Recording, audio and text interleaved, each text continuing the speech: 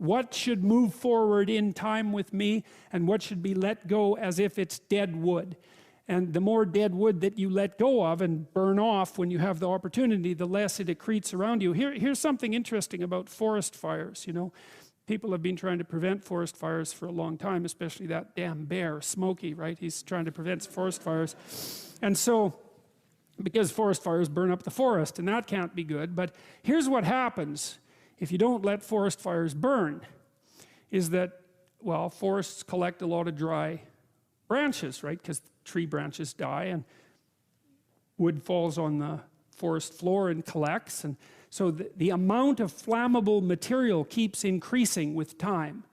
And that's not so bad if it's wet, but if the amount of flammable material is increasing and it gets really dry, and then it burns, then you have a real problem.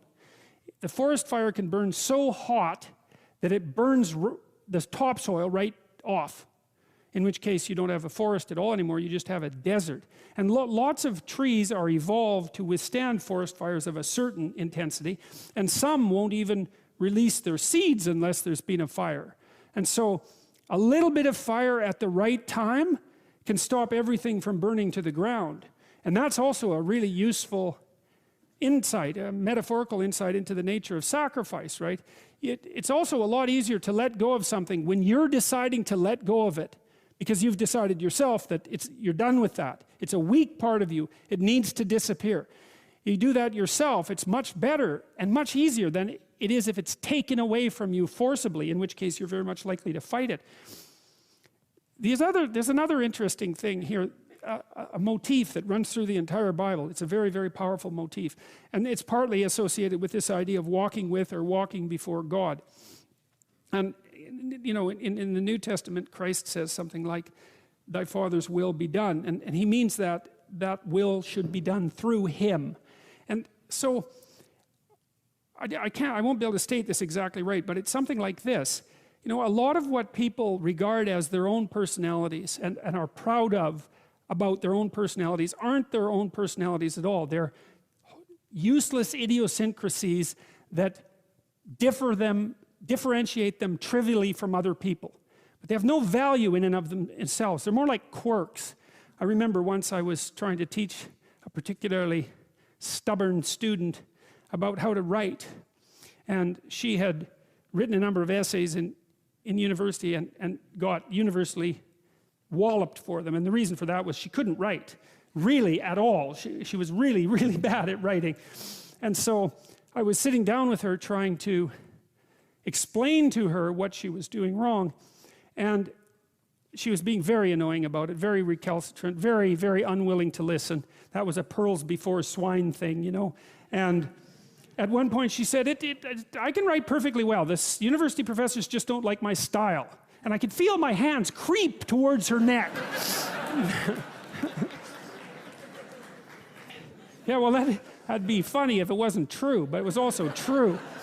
You know, and I thought, what the hell's with you? You can't even write, and you think you have a style. And not only do you think...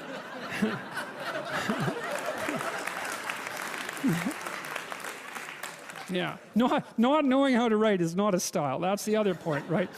And so, you know, she instead of humbling herself, which was necessary, and okay, right? Because she was a new university student. It's like, of course you don't know how to write. When were you going to learn? In school? I don't think so.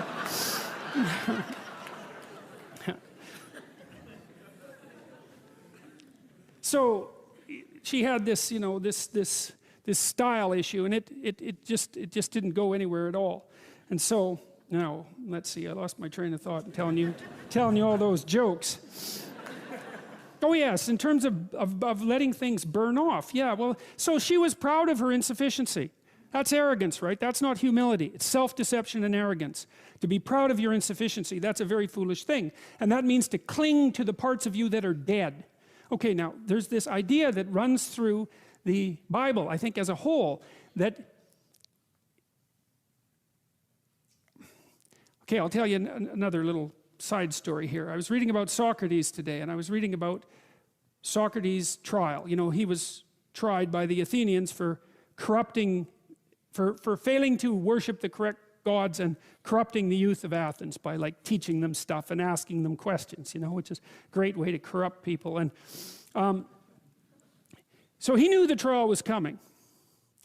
And Athens wasn't a very big place. It only had about 25,000 people. Everybody knew everybody. Everybody knew who the powerful guys were. And everybody, including Socrates, knew that the trial was a warning to like get out of town, right? So we're going to put you on trial in 6 months, and the potential penalty is death. Got that? It's like, so Socrates had a chat with his compatriots, and they were contemplating fair means and foul to set up a defense for him so that he could, or to leave, so that he could not be tried and put to death. And he decided that he wasn't going to do that. And he also decided that he wasn't going to even think about his defense. And he said why, and this is quite an interesting thing. He said why. He told one of his friends that he had this voice in his head, a daemon, a spirit, something like that, that he always listened to, and that was one of the reasons he was different from other people, because he always listened to this thing. It didn't tell him what to do, but it told him what not to do. It always told him what not to do.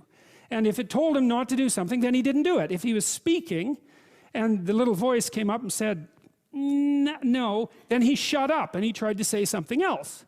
And he was very emphatic about this. And he said that when he tried to plan to evade the trial, or even to mount his own defense, the voice came up and said, no, don't bother with it. And he thought, well, what the hell do you mean by that? Like, there's a trial coming and I'm going to be put to death. And well, he eventually concluded that he was an old guy.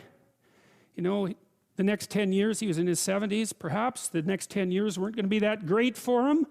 He got a chance, maybe the gods were giving him a chance just to bow out, you know, to put his affairs in order, to say goodbye to everyone, to avoid that last descent into catastrophe, which might have been particularly painful for a philosopher, and to walk off the world on his own terms, something like that.